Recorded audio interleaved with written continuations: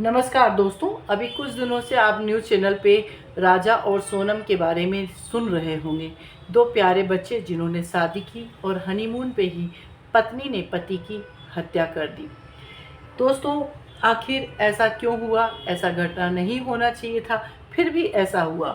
अलग अलग ज्योतिष आके अलग अलग व्याख्यान दे रहे हैं। जिसने किया उसकी कुंडली बहुत खराब बता रहे, जिसके साथ हुआ उसकी कुंडली को बहुत अच्छा बता रहे हैं, जबकि मेरी नज़र में ये पूरी तरह से गलत है। सबसे पहले तो जिन ज्योतिष ने दोनों की शादी करवाई, जिस पंडित ने देखा, उस पंडित को पूरी तरह से कुंडली देखना चाहिए था। ये शादी मेरी नज़र से होना ही नहीं चाहिए था। यदि मैं ज्योतिष होती तो मैं राजा को आजीवन अविवाहित रहने की सलाह देती। लेकिन फिर भी हम कुंडली देखते हैं, क्योंकि कुंडली का हमेशा निष्पक्ष होकर वर्णन होना चाहिए। यदि एक को मृत्यु मिला है तो दूसरे को पूरा आजीवन कारावास मिला है। उसको अकेले को कारावास नहीं मिला, उसके साथ में उसके दोस्तों को भी मिला, उसके परिवार को भी मिलने वाला, हर प्रकार का नाम बदनाम हुआ है। तो दोनों ही के मिलने से दोनों की बदनामी हुई, एक की जान गई तो दूसरे को आजीवन कारावास हुआ।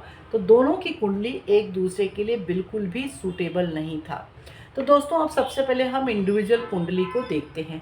जैसा कि ऑनलाइन ज्योतिषों ने राजा की कुंडली को बहुत अच्छा बताया है, जो मैरिड लाइफ के लिए मेरी नज़र से इस कुंडली को यदि आप देखेंगे तो आपको समझ में आएगा कि ये कहाँ पर प्रॉब्लम था। सबसे पहले राजा की कुंडली बृष लग्न की कुंडली बनती है, जिसका मालिक शुक्र होता है। शुक्र मतलब पुरुष की कुंडली में पत्नी का कारक होता है। राजा की कुंडली में लग्न का मालिक कहाँ जाकर बैठ गया है? छठे नंबर पे, छठे घर में बैठा है। शत्रु, छठा नंबर जो होता है वो शत्रु का घर होता है।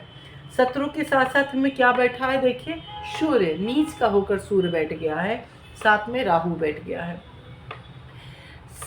सप्तम भाव में गुरु और मंगल का बैठना बिल्कुल भी अच्छा नहीं है। ये पूर्ण मांगलिक बनाता है। साथ साथ में गुरु जहाँ भी बैठता है उस घर का नाश करता है, गुरु उसका फैलावा करता है। गुरु की दृष्टि अच्छी होती है, बैठना बिल्कुल अच्छी नहीं होती है।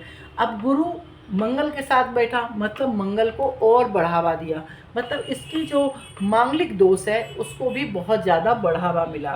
सप्तम भाव में गुरु का बैठना बिल्कुल भी अच्छा नहीं माना जाता है। यदि यही गुरु मंगल फोर्थ हाउस में बैठता बहुत अच्छा होता। यदि गुरु मंगल लग्न में बैठा होता तो बहुत अच्छा होता।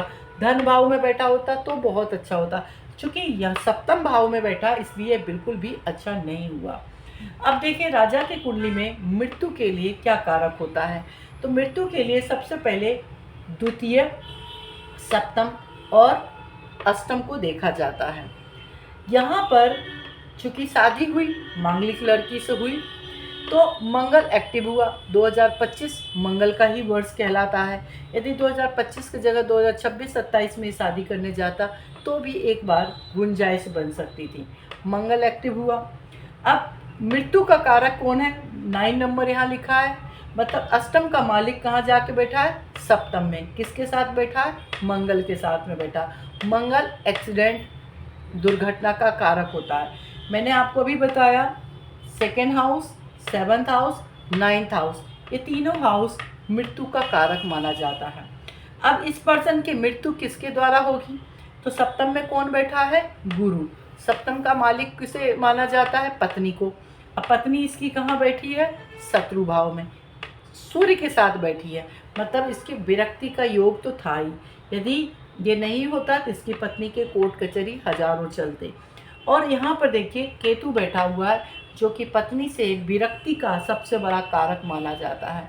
यदि इस जातक की कुंडली में देखा जाए तो इस जातक की कुंडली में वैवाहिक जीवन का सुख बिल्कुल भी नहीं लिखा था, और जिसके कारण शादी होते ही वैवाहिक जीवन वो जी नहीं पाया। यदि ये सोनम से नहीं किसी से भी शादी करता, इसका वैवाहिक जीवन बिल्कुल भी अच्छा नहीं होता। सेकेंड चीज़, फोर्थ हाउस, जिसका मालिक कौन है? सूर्य। सूर्य का फोर्थ हाउस में बैठना बिल्कुल भी अच्छा नहीं होता। फोर्थ हाउस का मतलब सूर्य का यहाँ बैठा मतलब परिवार से दूरी होना।